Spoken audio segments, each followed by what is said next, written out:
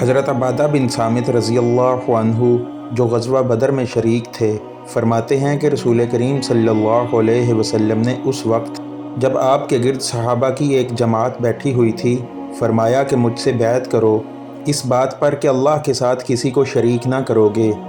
چوری نہ کرو گے، زنا نہ کرو گے، اپنی اولاد کو قتل نہ کرو گے اور نہ عمدن کسی پر کوئی ناحق بہتان باندھو گے اور کسی بھی اچھی بات میں اللہ کی نافرمانی نہ کرو گے۔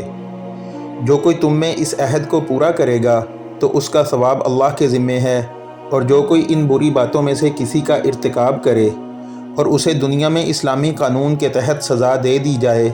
تو یہ سزا اس کے گناہوں کے لیے بدلہ ہو جائے گی،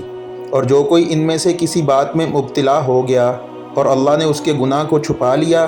تو پھر اس کا معاملہ اللہ کے حوالے ہے، چاہے معاف کرے چاہے سزا دے۔ حضرت عبادہ بن صامت رضی اللہ عنہ فرماتے ہیں کہ ہم سب نے ان باتوں پر آپ صلی اللہ علیہ وسلم سے بیعت کر لی۔